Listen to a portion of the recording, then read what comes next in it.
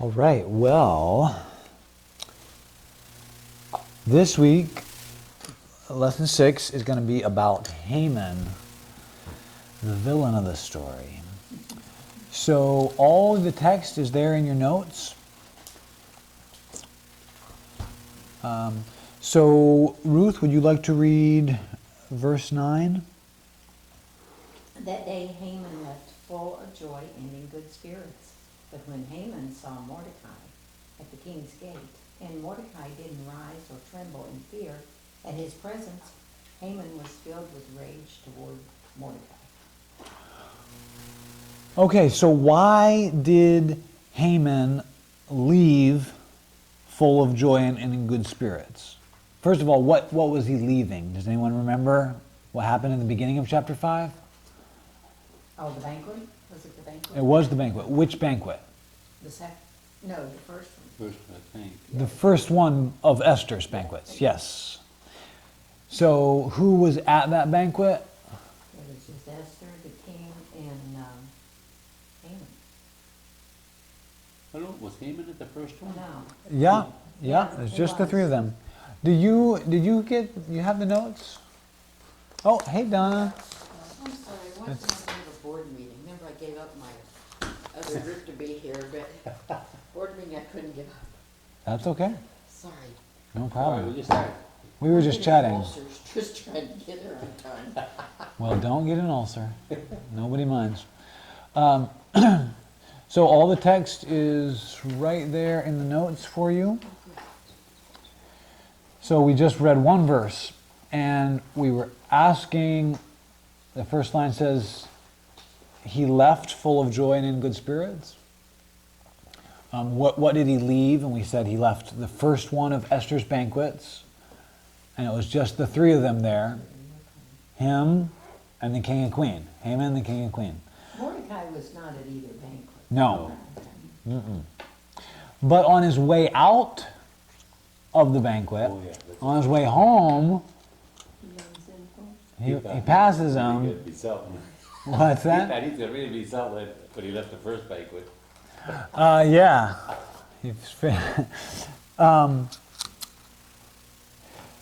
So, why was he full of joy when he's leaving this banquet?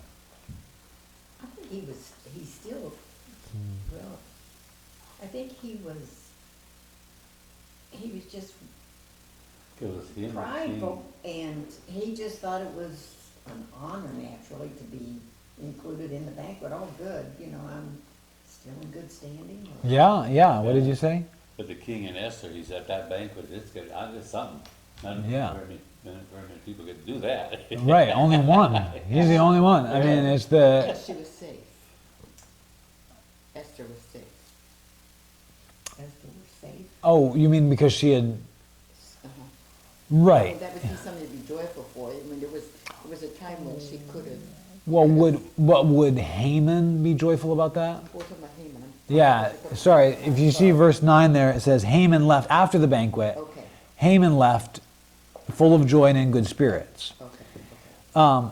And I mean, that is a very prestigious banquet. Have anyone ever been to like a presidential rally? You never been to one of those? I've been with ambassadors, but not a president. Well, yeah, so if you go to one of those, the president's there in person, and you're there too, but there's also like a million other people. So you're not really anything special at that rally. You're just one of a million people. Maybe not a million, but you get the point, right? But if you got invited to a dinner with just the president and his wife, Yeah. and you, and that was it, that'd be something prestigious, right? So he's pretty happy about that. Why, thinking about Haman specifically, why does that make him happy? What do we know about him? Because he's a prideful person also. Yeah, he likes to feel important or special. Yeah, good. Okay, question number 2. Why does Haman get so angry? Because he on his way home, he's super happy, and then he sees Mordecai, and he doesn't bow or tremble in fear at his presence. Why does he get so angry when he knows that Mordecai is already on death row? That edict has already been published. He still has that doubt in the back of his mind, like, What doubt about what? Yeah, I mean, you know, well, I'm just referring to when I was in the workforce, and I had to answer to the boss, but then there was somebody over here that was trying to stir up trouble. Uh-huh. You're thinking, okay, I'm in the right, but what if? You know? So maybe in the back of his mind, he wasn't so sure of himself. Okay, yeah. Mordecai was definitely a threat, because the king also liked Mordecai. Well, Mordecai had saved the king's life, but had not been rewarded for it. But I And mean, if- he was a threat to Haman, because, you know, Haman knew that the king also, you know, I think at this point in the story, the king has completely forgotten about Mordecai. do you? Yeah. Okay. Because Trying to catch up with where we are. It's We've gone okay. back- We've gone back. I know.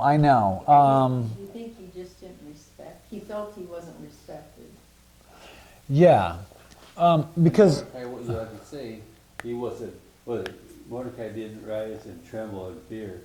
Mordecai just, and that's what he expected Mordecai to do. Hey, try, beg mercy from me or something.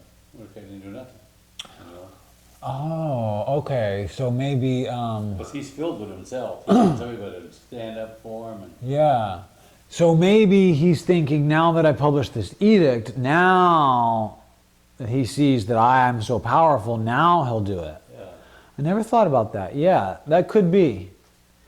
When I first read this, I was thinking, I would have imagined that before, when Mordecai didn't bow down to him, he got really angry, and then he got that edict published, and then you would think he would walk by and say, hey, enjoy while you can do it, because you're going down. Your toast. Yeah, but that's not what he does. So it's either this, like he expected that now there would be a change, or he thinks, I know he's going to be destroyed, and that'll be good.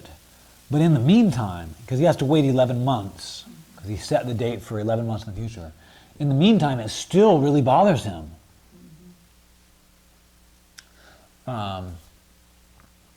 So we have to ask.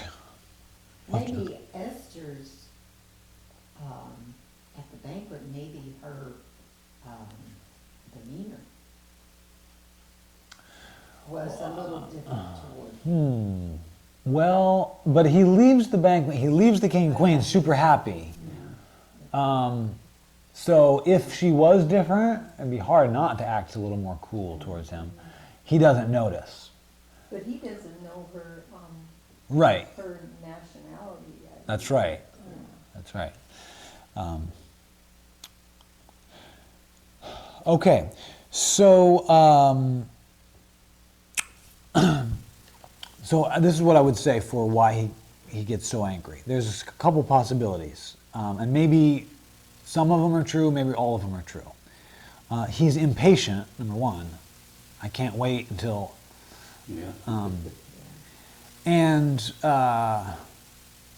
the reason that he set the date for 11 months in the future is that he rolled these divination dice that would give so supposedly the gods would give him an answer. So he's saying, what day should I do this? And he rolls these dice. So anyway, so he has to wait. The gods are making him wait, or whatever.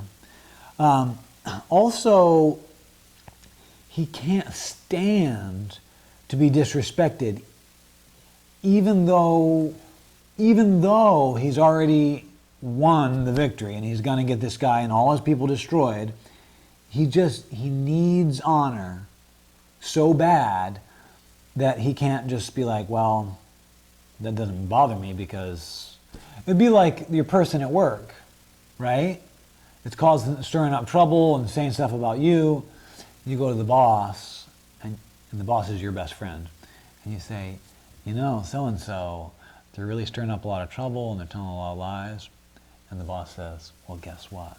I already fired them. So they don't know yet. You know, or maybe they just found out, they just got a pink slip in their box today, so they're only going to be here another week and then they're gone. They're going to finish out this week. And so then you walk by and then they say something to you and you like, well, yeah, okay. But his anger is kind of irrational. He said that they had such a dislike for the Jewish people, and I think maybe he didn't like, he knew Mordecai was Jewish. I don't know how I'm trying to say it, but you could expect that. He didn't like the Jewish people, and he didn't want Mordecai to stand up or something, or fall or whatever, and he didn't do it. That enraged him more. Yeah, and it's possible, it's likely that he was a little drunk after the Yeah. banquet. And I don't actually know, but does inebriation intensify your feelings? Oh, yeah. I don't really I mean, know. it just throws you off. What I mean is, if you are angry when you're drunk, are you more angry than you would be normally? It's usually more intense, probably. Yeah, Well, I don't know. it's We're got- all just guessing. I mean, you know, I've seen people at parties who have been like, they say a happy drunk and a mean drunk. So it's got to, Depends on the person. yes, Oh, it depends on the depends person. on the personality of Because the I've seen person. that too. Cause, yeah. And there's a So- sleepy drunk, Yeah, that's another one, just, and there's other things too. Yeah. Okay. So, so I don't know. Maybe the inebriation intensified his feelings. Maybe it raised his feelings and desires above his reasoning. Instead of being like, well, this doesn't bother me now because this guy's dead. It's just the feelings. It sounds a lot like the king in chapter 1. He's kind of drunk at a party and somebody doesn't honor him the way he thinks, remember? Yeah. Remember Queen Vashti doesn't honor him the way he thinks? Yeah. And he gets super mad. Okay, so let's read 10 through 13. Donna, would you like to read that? 5, 10 to 13. Yeah. Nevertheless, Haman refrained himself, and when he came home, he sent and called for his friends and Zeresh, his wife. And Haman told them of the glory of his riches and the multitude of his children, and all the things wherein the king had promoted him, and how he had advanced him above the princes and servants of the king. Haman said, moreover, yea, Esther the queen did let no man come in with the king into the banquet that she had prepared but myself. And tomorrow am I invited also her also with the king. Yet all this availeth me nothing, so long as I see Mordecai, the Jew, sitting at the king's gate. That's kind of what I meant. I was generalizing when I said he was threatened by Mordecai. I mean, he didn't like him. He wanted him out of the picture. He went, you know, I didn't mean he actually threatened him. I meant he was a threat to him. Is that not true? I mean, he, I'm just not sure about the word threat. Okay, I listen. agree it's like he's not threatening him. He is, irritating him. no, let me think of another word. What- He's sort of in competition with him. In a sense of he doesn't want him to get any recognition at all. He wants the recognition. Okay, so That's what if we're gonna get kind of Freudian and get into Haman's psychology, maybe, and this is speculative, but maybe part of the reason he's so proud is because deep down he's insecure. That's good. possible. That's good. Because like with all that he's pointing out here that he got, still it wasn't enough. Yeah, and the Because Mordecai was still there. I mean, he hadn't been hung. yeah. Why don't you read 13 again in this version here? This version? Yeah, just at the bottom there. Just verse 13. Still none of this satisfies me, since I see Mordecai the Jew sitting at the king's gate all the time. Okay, so That's what made me think. yeah, there's definitely something irrational, something going on here. I just don't want to jump to conclusions. But what can we learn about Haman from these verses? He's still, it's all about me. Big time. Big time. Why did he, I mean, he sent for his wife Uh-huh. and his friends. Uh-huh. He wanted to make sure that he had Bag of ball. that notoriety around him. He wanted to be the center, like she said, the center of attention, And then what kind of stuff does he tell them? about how well he has done. Yeah. How much money he's got, or, Land and stuff. yeah. His glorious wealth, And what do we call that? What he's doing? materialistic. Yeah. He's on an ego trip. Yeah, he's bragging, right? Now, what are the 6 things he brags about? Can you find the 6 things? Paid glorious wealth. Right, wealth, good. His sons. Sons, that's The 2. fact that they were officials, Oh, the king honored him. The king had honored him, promoted him, that's 4. 2 more. Royal staff. Oh, and then Queen Esther invited no one but him to the banquet. Right, the queen, Join the king. so he had this prestigious banquet.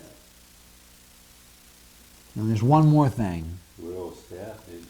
Well, it says he's been promoted over the royal staff. Oh, I see. Oh, And okay, then, yeah. he was invited again. And invited again. I just came from one and I got another one tomorrow night. What day that's gonna be. Yeah, it's not going to be quite as good as the first one for him. Still, none of that satisfies me when I see him there. So we learn that he's bragger, and he's proud of certain things. But there's something that all 6 of those have in common. It's very interesting. Kind of all have to do with position, authority. Yes. Okay, when someone is proud of their work, like someone says, I started a business and from scratch and now it's a successful company. And someone else says, well, I have a successful company too. How do you start it? Well, my dad started it and then I got it when he retired. Not as impressive, right? But those kind of people sometimes still brag about it. I'm the CEO of a company. Now, let's think about the things he says. His wealth, his many sons, the king had honored him, had promoted him. He went to this banquet and he's going to another banquet. I think he had seen Mordecai there. If he could have killed him that day, he'd have killed him. Yeah, oh yeah. All 6 of those are things other people have done for him. Like the king. Like the king, like his father leaving him the wealth, like his wife bearing all the sons. I mean, I guess he had a part in that, but he didn't do the hard part, having 10 sons. And like Esther inviting him to the banquet. Now, in your opinion, when you've known someone who brags a lot, does the things they say, does that make them go up in your opinion or down in your opinion? Yeah. No. My Yeah. brother was that way. My dad had a dealership, and yet if you talk to my brother who worked for him, it was his dealership. Yeah, It's insecurity. It is insecurity. it often is. I think we're going to find it I agree with you, and I think it is in Haman, but it's going to be a little more complex in Haman because, well, we'll get to it. Yeah, it is insecurity, but once we move into chapter 6, we'll see how far it has gone. People, when they brag, they want to go up in your estimation so bad, but it ends up having the opposite effect. It ends up making them go down. Now, this thing that he's got so much honor and so much wealth and so many sons. I know having 10 sons isn't really something that you brag about nowadays as much, but back then it was a big deal. It was, Halfway there. what? I said, you're Almost. almost halfway there. Yeah. No, I'm not going any further. But, so he's got, it seems like he should be like happy. He's like wants honor and recognition and all this stuff so much. It seems like he should be happy, but he still, it can't make him happy because of that one person who he's already planned the murder of. So Haman craves and needs honor so much that he has to have everyone's honor. He's got like 99.9% of everybody's honor and respect, and this one guy, he can't take it.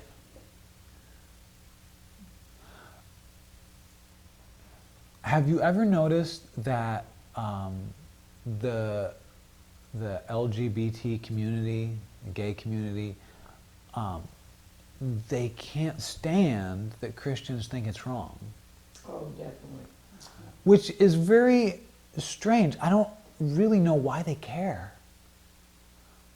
I mean, why do they care? Like, I know that Mormons think I'm wrong, and Muslims think I'm wrong, and atheists think I'm wrong. Of course they do. I don't care. And they think I'm stupid for spending time praying. Yeah, of course they think that. Like, that doesn't bother me at all. And they wanted it to be accepted as right. I Right. have a gay niece, and we have Yeah. had, oh my goodness, the conversations we've had. Wanting to know if she could come to our church. I said, yes, she would be welcome. She wouldn't be in a place of leadership, explain this. Well, I'd have to come and talk to your pastor and tell him that I am. And I said, well, I didn't go ahead and tell him I was heterosexual. That's a personal thing, And she said, well, but I would need for him to know that. And I finally, the only time I really got to her where I thought she understood is I said, Heather, what you're saying to me is then like the alcoholic going to AA and saying, I want to join your organization, but I'm still going to drink. Well, she understood that. And that's the only time that Yeah. You were Bible. giving, what am I trying to say? You were giving her, like saying, it's okay, but it's not okay. And that's what they want us to Right. say. They want us Right. to agree that, I didn't tell her this it's okay. this is I fine, told her I loved totally her, but fine. not her sin. Yeah, and it's Yeah. I love not. the sin. I'm Exactly. not I gonna know I never vilify told her it was okay. your sin. I No. told her she could come to our church, is what I said. Yeah, I'd But- welcome them to You know church. what? Maybe they get saved here. Not the person. Mhm. We have very good friends whose son is, and, I love him like one, in fact, he was in our home, when he was little, and he is like one of our kids, and it breaks my heart. But, would I turn him away? Never in a million years. But, I can't justify, the word it of says God it. is our Right. It says authority. it's abomination. Yeah. Right, but we're Understand that. yeah, we're getting a little off topic. I know. It's important, and we did have a class about that. But my point here is that sometimes people, they can't just be okay with themselves on their own. They need the approval of everybody else. And not just most, it's got to be everybody. Because that one person or that one group that won't give them the approval, it bothers them so much. It's a very strange situation, and it does have to do with insecurity. It does have to do with something deep, deep down that you know, and you need that. And And- you alluded to that when you said Mordecai was the only one that hadn't bowed down to him. That's Yeah. all, yeah. You know, and so that, I mean, that goes on to what he's saying. Yeah. So we will get more into his psychology as we go.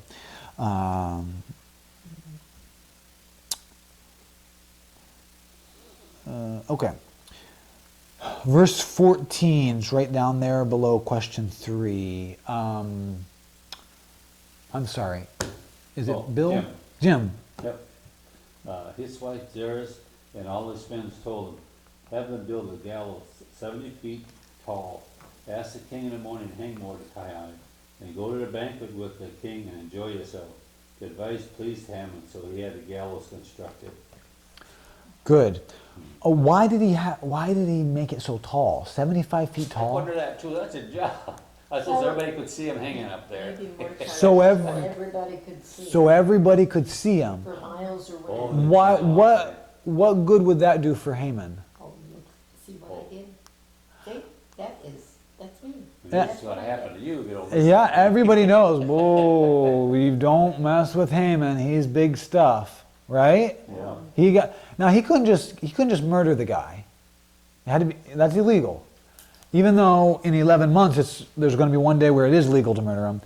He wants to murder him now. He can't do it, but he does. His plan is to go get permission to kill this guy. But everyone's going to know, whoa, that guy got permission just to hang somebody in his yard. He's big stuff. And I'm sorry, I forget your name too. Joyce. Joyce, right. Joyce and Jim. Okay. I got to... Say JJ will answer. Okay. Okay. J1, With you and the red. Now, question 5. Think about this very carefully. Haman is enraged at someone who dishonors him, so he seeks counsel about it. His counselors suggest a punishment, and he follows their advice. Does that sound familiar? like the king. Just like the king in chapter 1. Exactly like the king in chapter 1. Yes. There are some differences, though. I think the author is clearly wanting us to notice the similarity. He gets our attention with the similarity. And then he wants us to think about, well, there are some differences. What are the differences between those two very similar stories? With the king and Vashti and the counselors and the punishment for Vashti, and now Haman and Mordecai and the counselors and the punishment for Mordecai. Well, he takes the initiative to do things. More, Haman. He does. But What- still, I mean, he, Well, does he though? I mean, does he come up with a plan himself? No. He doesn't come up. His wife and his friends come up with it. right. But before that time, before this Chapter 1. animosity started, he was Yeah. the widow guy? Yes, he was. And he did initiate the whole scheme Yeah. to annihilate the Jewish people. Yes. But then something clicked to where he doubted himself. But chapter 1, wasn't he one that called Vesti that didn't come up and told the king to get rid of her and get somebody else? Was it not Haman? It wasn't Haman. It was somebody else. But But Haman's was more for revenge. I'm trying to turn my phone off.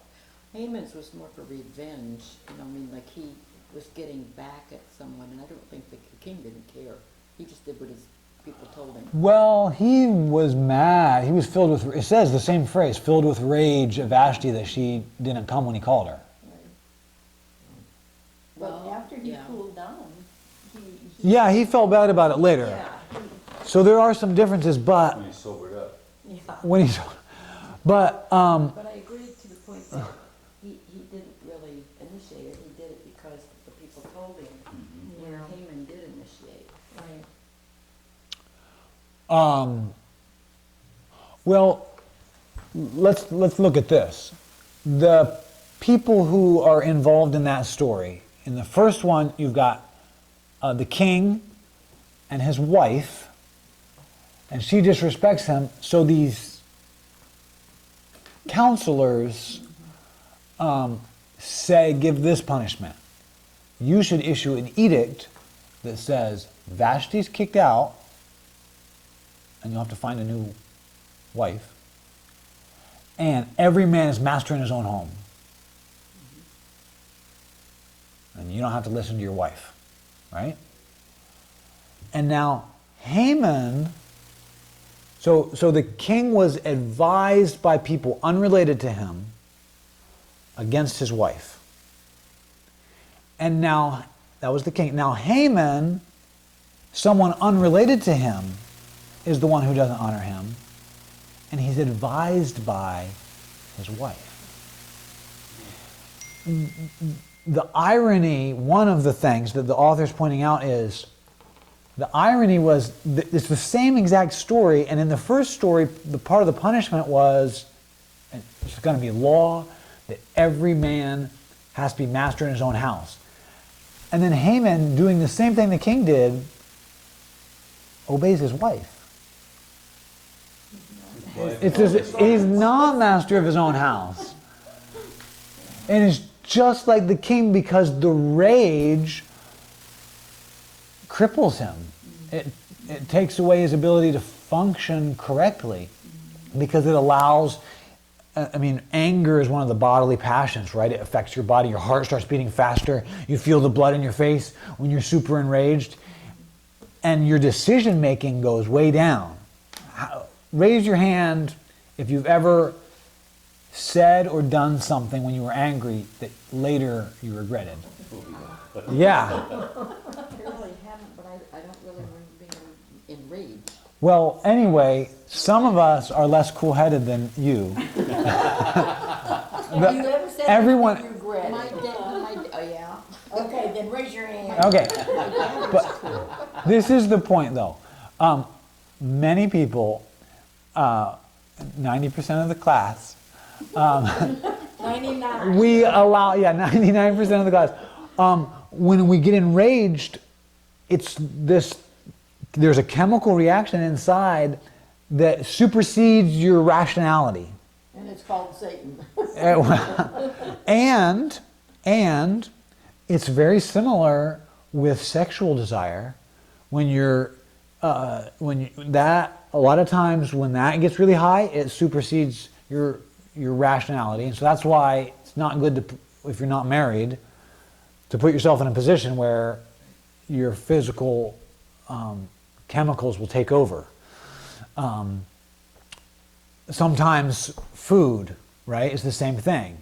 Your strong desire for the food, even if you know you shouldn't eat it, supersedes, right? And so all the things like the king, the anger, the allowing your physical things to take over, all those same things are happening between Haman and Mordecai. You got children, you can do Um, it. You know what buttons to push. No, I definitely have said things I wish I hadn't said. Oh, yeah. But I mean, my personality's not one of them enraged, not my dad's wasn't either. well, He spanked me one time, telling me how much he loved me. the point of that, though, is to say that Haman and King Xerxes are two peas in a pod. In other words, they're very similar. So their rationality in decision making is different. Yeah, we're going to get more into comparing them in this. So we're just going to do the beginning of chapter 6. So Joyce, you've got chapter 6 there on the next page of your notes.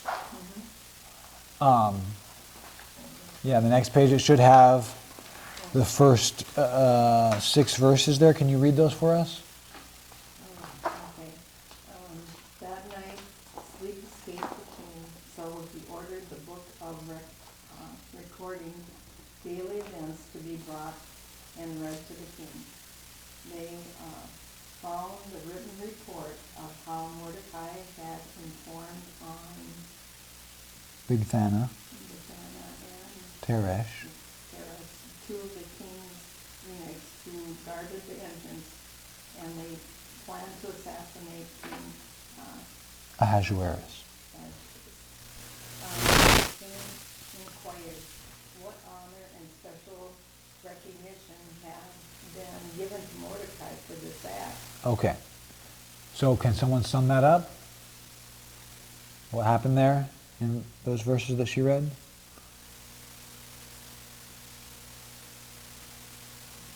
He did a good thing for the king, and nobody honored him. Right. The king could sleep that night. Yeah, it just so happens that the night between the two banquets, the king couldn't sleep. And so he asked for the records to be read, and it just so happens that the passage they read happened to be what had happened probably a few years ago when Mordecai had saved the king's life. And But then he asked, the king asked, what's been done for him? It's all, you get the impression, it doesn't say this, but you get the impression that he's like, oh yeah, that guy did, that he did save my life. What did we do for him? Like he's forgotten about it. And that's the king's personality too. He only thinks about what's right in front of him. And the attendant says nothing has been done for him.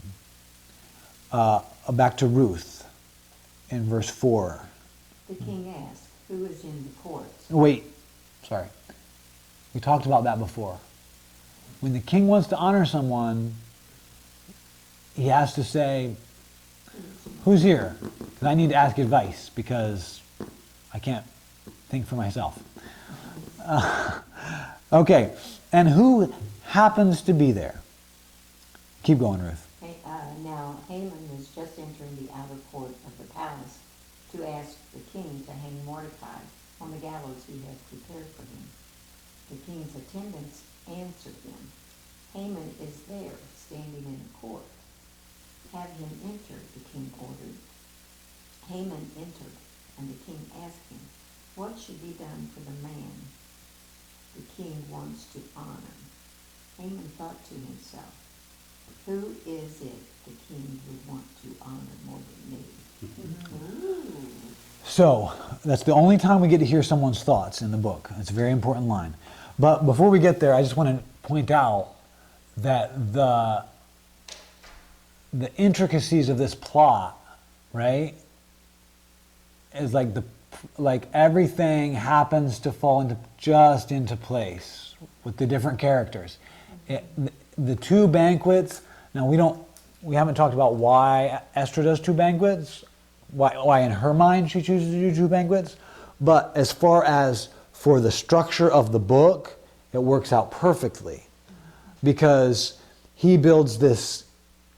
He coming home from the first banquet gets really mad. He happens to see him, gets really mad, and says, what should I do? They happen to suggest build a gallows, but you'll have to go to the king. So while he's building the gallows, waiting, and then right in the morning, the gallows bit, he's going in. That happens to be the night the king doesn't sleep. He happens to read that passage, and he happens to think, it happens to be a guy who can't think for himself, so he's like, I need advice from somebody. Which one of my counselors is here? And Haman is there. And he's there to say, can you hang Mordecai? And he's thinking, I need to reward Mordecai. And the king happens to word it in the wrong way. If you would have worded it, hey, I never rewarded Mordecai. What do you think I should do for him? He happens to not word it that way. The whole story would have been ruined if he would have worded it slightly differently. But he doesn't. He's like, what should I do for somebody I want to honor? There was a stab in Haman's heart. Not yet. It's coming. Yes. It's coming in verse 7. Or no, not verse 7. It's coming down. And Haman happens to be the type of guy that's so full of himself that he says, who could the king want to honor more than me? So from that line, what do we learn about Haman? Yeah, It's all all about about me. me.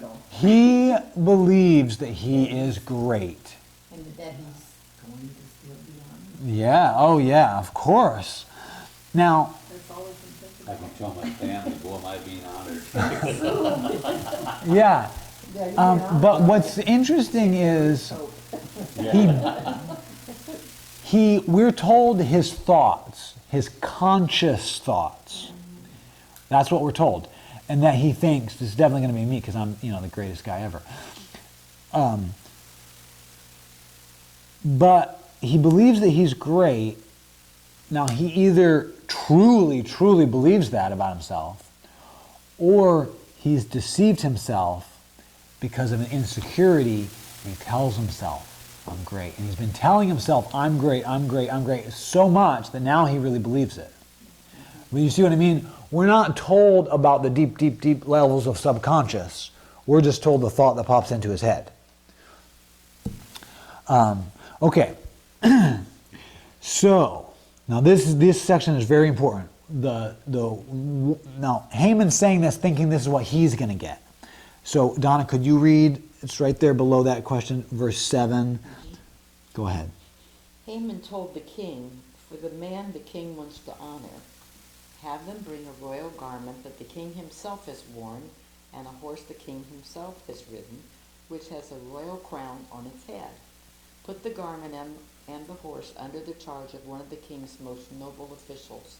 Have them clothe the man the king wants to honor, parade him on the horse through the city square, and proclaim before him, this is what is done for the man the king wants to honor. So this is what we see here. We see Haman's greatest desire, right?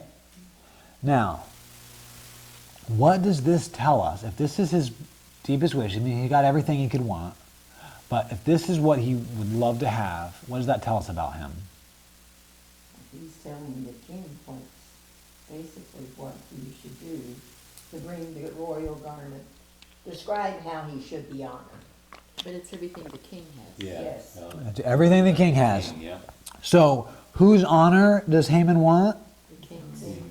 Yeah, well, yes. But don't write that in the blank. For the people, though. He wants everybody's honor. Yeah. He wants to be paraded through the street. Yep. He wants everyone's honor.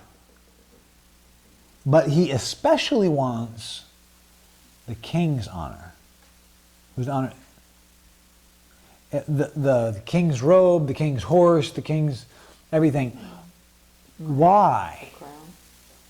Yeah, some versions make it sound like he's wearing the crown. Some make it sound like the horse is wearing the crown. I took it as a horse. Well, in this one, yeah.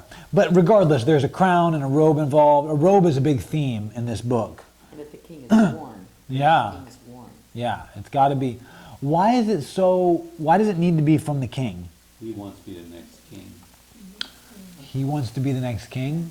He wants, or at least wants the recognition of the king. Yeah, the authority. Yeah, the recognition of the king. Let me ask you this. If the king would do this, would exalt him even more. Well, maybe he wants to kill the king after he has all That's this. what I was thinking. Have you Next. have you ever well, let me say this. My wife sometimes, after she gets dressed to go to church or something, will say, how do I look? To who's ever in the room, right? If it's one of our daughters, no matter what, they say, you look beautiful. If ask one of my daughters, who's the most beautiful woman in the world, they'll say, Mommy. And they really believe it, right? Now, maybe they won't always, but they do. Do you think that makes her happy when they say that? Oh, yeah. It does. But you know that in the back of her mind, she knows, but she's 7 years old. Which do you think my wife would rather have? Her 7-year-old daughter say she's the most beautiful woman in the world? Or, I don't know, Vogue magazine say, we've looked at every model and every actress, and we think the most beautiful woman in the world is Kate Franz. And she's on the cover. Which would be a bigger honor? I think the daughter. I mean, she's not, Kate is not a materialistic person. Well, I understand that. The ordinary But person, you'd say Vogue. yeah, because I agree with you. I agree that yes, it is a bigger honor in like a really godly Christian way. But in just a very basic way, the greater the person who honors you, the better, right? I could draw any picture and my son would think it's great, right? But if I drew a picture and the Met Museum in New York City called me and said, can we put that on display in our museum, please? I'd be like, hey, wow. Because the more prestigious the person that honors you, the greater the honor. Right. And there is no one more prestigious than the king. The King of Kings. And there's debate among scholars, but there's at least in some way, the king is a god, right? Those pagan kings. Now, there's debate as to did they think at this time that Xerxes was a god, or that he was just had a special relationship with the gods. But regardless, there's something divine going on. So the king is like, if the king honors you, that is the greatest honor you can get. And that's what he craves. The more honor, the better. It's got to be from everyone, but especially the king. Okay, so what is Haman's driving force? What is his driving motivation? Pure greed Greed for money and power, and power. I think there's something more that he wants more than money and power. attention. Right. Something like honor or glory or ego. One of those. And that doesn't mean, and he definitely wants money and power, Ruth. And those things give you, I mean, he's not going to go hungry, but those things give you more glory, right? In Forrest Gump, he said, there's only so much money you need, the rest is just for showing off, Yeah. right? Him and his box of chocolates. Yeah. I'm not endorsing that movie at all. But that is true. At some point, it just becomes for showing off. Well, that's power. Yeah. Oh, yeah, yeah. So think about now, what's the difference? We said that the king and Haman are very similar in who they are, but what's the difference? There's a slight difference between their driving motivations. I don't think the king has motivation because he depends on everybody else. Well, yes, but the things he likes is food and alcohol and sex and ego. He has an ego too. Yeah, so he's for materialistic things. Bodily pleasures. And then Haman is for material things, but most of all, the power and the glory to be noticed. The glory, yeah, the glory to be noticed. Good. So it's really two sides of the same coin.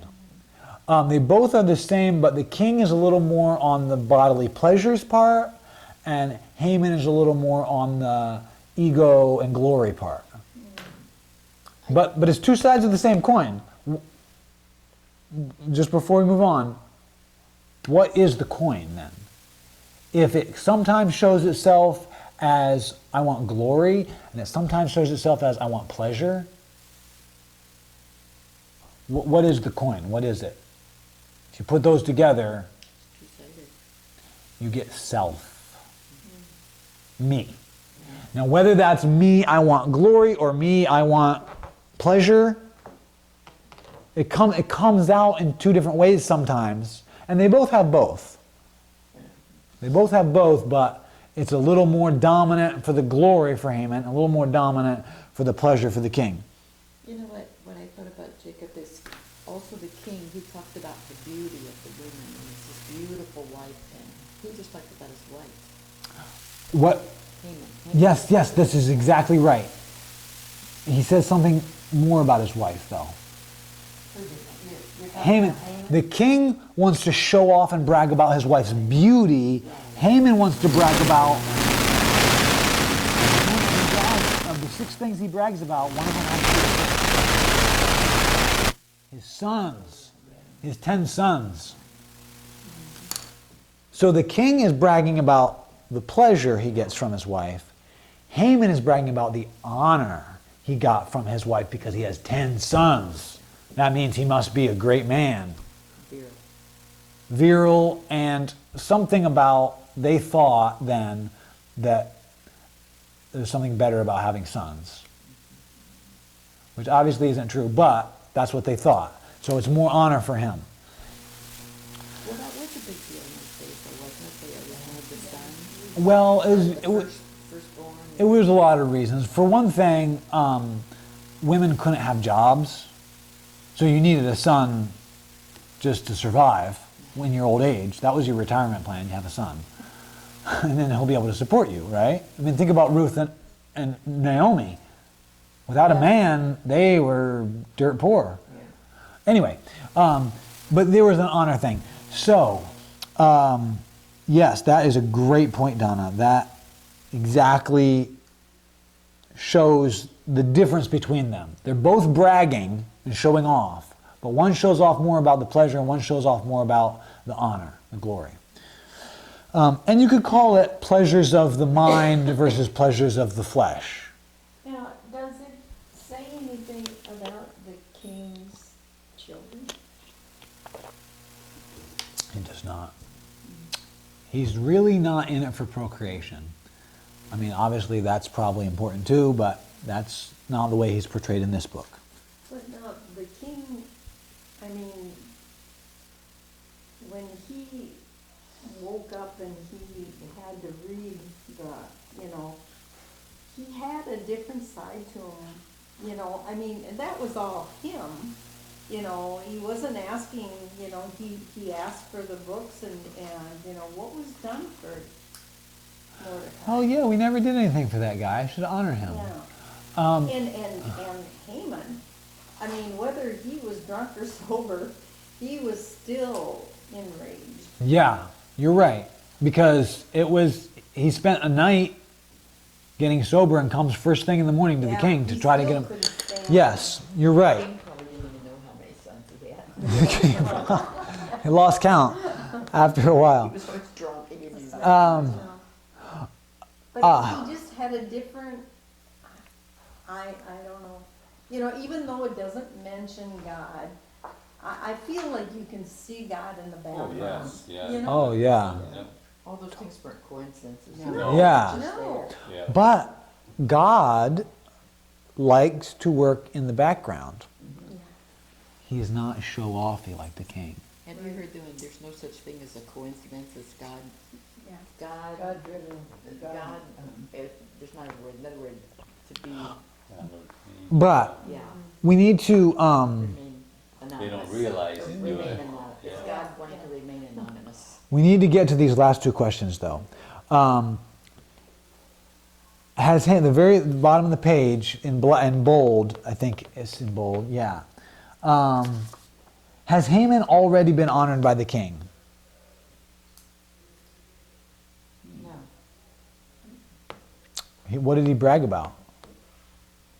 everything that Esther had done for When he him. go to the supper, he went to the supper. He bragged about his wealth, his sons, how the king had honored him and promoted him in rank above every other official. The king already has honored him, so why does he still crave it so bad? He wants that power. See, that's the thing. He wants ultimate power. It's never Maybe he didn't feel like he had enough. Yeah, Yeah. you're right. You both said it. It's never enough because, here's the blanks here, because human honor doesn't satisfy.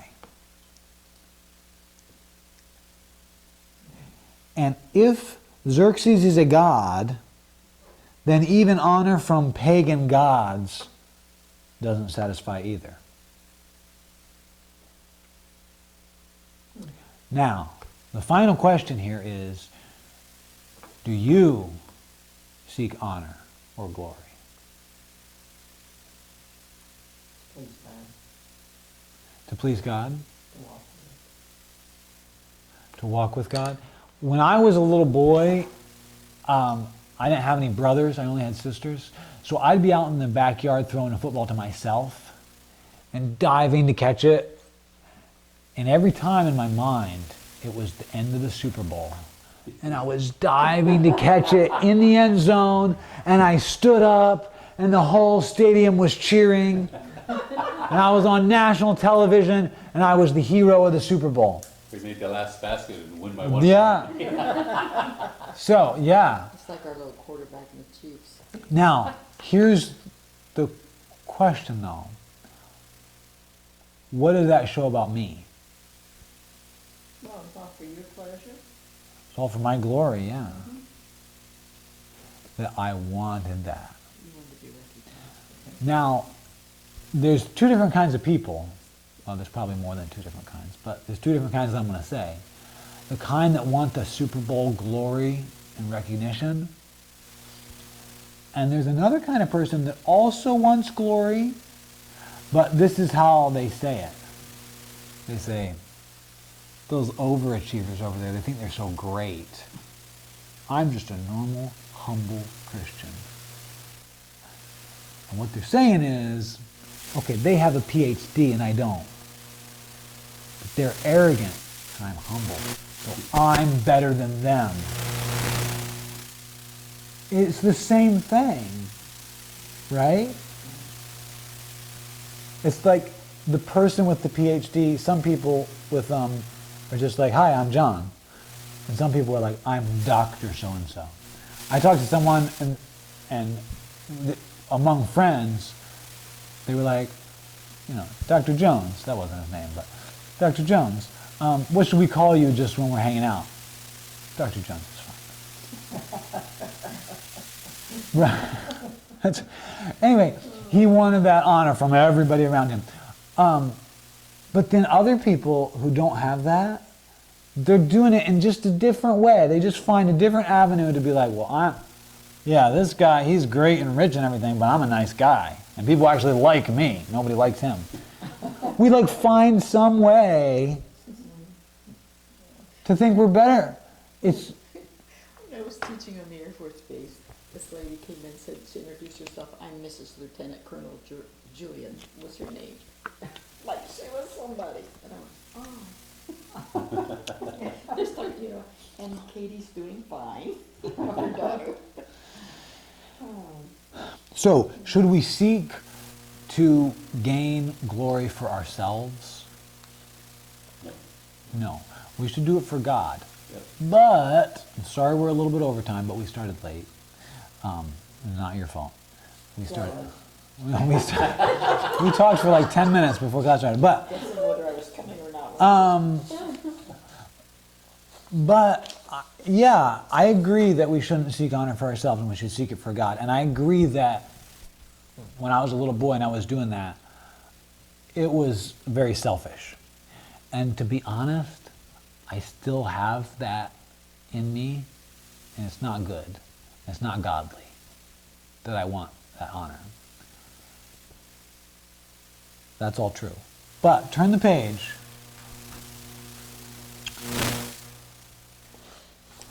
And let's read John 5:44. This is the key. If you can recognize that you want honor and you want to be better, then this is an important verse. Jim, could you read that? How can you believe when you receive glory from one another and do not seek the glory that is from the one and only God? So there's a couple things there. One is you should not seek human honor, or glory. But you should seek glory from God. So if you have that in you, now some people they don't like attention and it just makes them nervous and they just want to do their thing. But if you have that where you like to be honored, then you have to be very careful. What honor am I seeking? And remember, there's all kinds of layers. So deep, deep, deep down in my heart, do I want people at home to be going like, that Joyce, she's such a great person.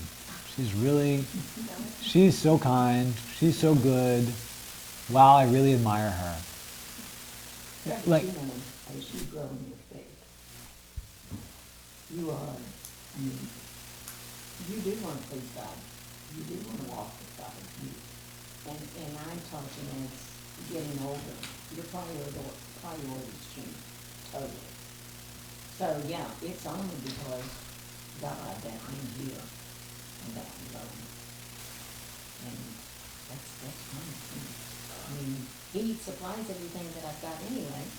Yeah, that's true. So, it is, it's all about him. That's true. But we do have to recognize the why we're doing things. Yeah, and I think sometimes we deceive ourselves about what we're doing. So we have to just ask God, help me to have pure motives in this. That's just like when a lot of things happen in your life.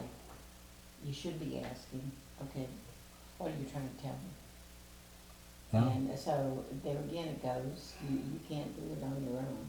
So you best be dependent on someone Yeah. to get you through it.